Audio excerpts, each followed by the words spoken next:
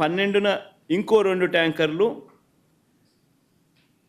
రావడము, ఈ 4 ట్యాంకర్లలో ఏదైతే వచ్చాయో అవి టెస్టులు ఫెయిల్ అయినాయి. ఈ టెస్టులు ఫెయిల్ అయితే మామూలుగా వెనక్కి పంపించే కార్యక్రమం జరిగింది.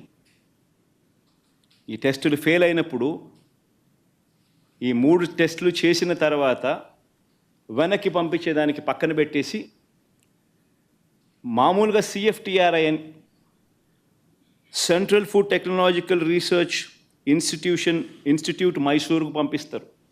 డౌట్లు ఇంకా ఫర్దర్గా ఏమైనా ఒక్కొక్కసారి ర్యాండమ్గా కూడా పంపిస్తూ ఉంటారు. ఫర్దర్గా ఏదైనా వెరిఫై చేసేదానికైనా కదా. కానీ ఇక్కడ మాత్రం గుజరాత్కు పంపించారు NDDB. ఫస్ట్ టైం TTDలో జరిగిన ఘటన ఇది. NDDB was brought into the picture for the first time.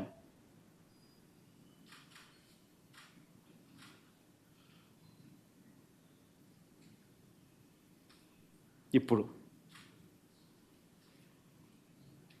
గుజరాత్కు first time పంపించారు NDDB రిపోర్ట్. NDDB రిపోర్టుకు పంపిస్తే NDDB రిపోర్టు జూలై 23న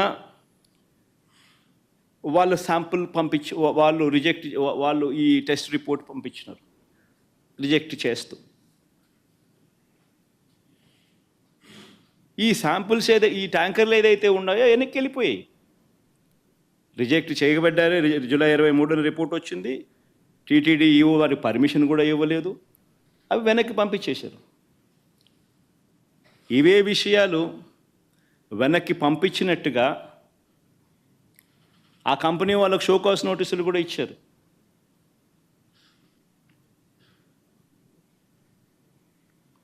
మీ ట్యాంకర్లు మీకు వెనక్కి పంపించేసేస్తున్నాం, పంపించడంతో పాటు మీకు షోకాస్ నోటీస్ కూడా ఇస్తున్నాము అని చెప్పి కూడా ఇచ్చారు. సో నేను అడుగుతా ఉన్నా, వాడని మెటీరియల్, వాడని నెయ్యి క్లియర్గా వాడని నెయ్యి అని చెప్పి క్లియర్గా తెలుస్తూ ఉన్నా. ఆ నెయ్యి వాడకంలో వాడలేదు అని తెలుస్తూ ఉన్నా.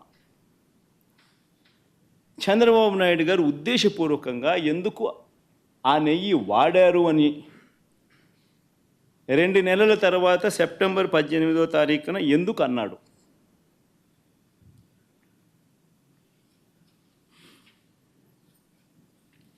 ఒక్కసారి ఈ వీడియో క్లిప్పింగ్లో ఒకసారి వినండి. జూలై 23వ తారీఖున అప్పటి ఈఓ, అంటే చంద్రబాబు నాయుడు గారి హయాంలో ఆయనే నియమించిన IAS ఆఫీసర్ ఈఓ, ఆయన మాటలను ఒక్కసారి వినండి.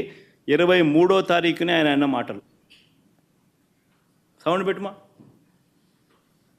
సౌండ్ పెట్టి మొదటి నుంచి ప్లే చేయమా.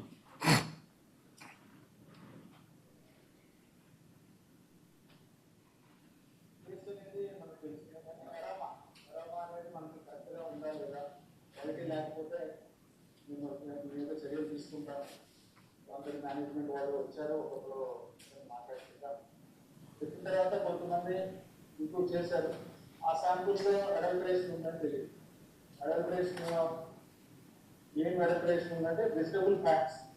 వెజిటబుల్ ఫ్యాట్స్ అంటే వనస్పతి అంటాం కదా, వెజిటబుల్ బియ్య వనస్పతి అది తెలిసిందని తెలిసింది. ఆ సప్లైకి బ్లాక్ లిస్ట్ చేయడానికి షోకాస్ నోటీస్ ఇవ్వడం జరిగింది. ఈ టెండర్ ట్యాంకర్స్ కూడా 2 ట్యాంకర్స్ ఉన్నాయి. ఆ 2 ట్యాంకర్స్ కూడా రిజెక్ట్ చేయడం జరిగింది. ఆ 2 ట్యాంకర్లను కూడా రిజెక్ట్ చేయడం జరిగింది. షోకాస్ నోటీస్ ఇవ్వడం జరిగింది. వనస్పతి ఆయిల్ అడల్టరేషన్ చేసినారని కూడా ఆయన అన్నాడు. మరి క్లియర్ కట్గా 23వ తారీఖునే, జూలై 23వ తారీఖునే ఈఓ వెరీ క్లియర్గా వాడకంలోకి ఇది తీసుకొని రాలేదు అని చెప్పి ఇంత క్రిస్టల్ క్లియర్గా చెప్పినా కూడా 2 నెలల తర్వాత సెప్టెంబర్ 18వ తారీఖున చంద్రబాబు నాయుడు గారు అనే వ్యక్తి అన్నీ తెలిసి తాను ఏ రకంగా అబద్ధాలు ఆడాడో, వినండి దేవుని ఒకసారి. దగ్గర పెట్టే ప్రసాదం అపవిత్రం చేసే విధంగా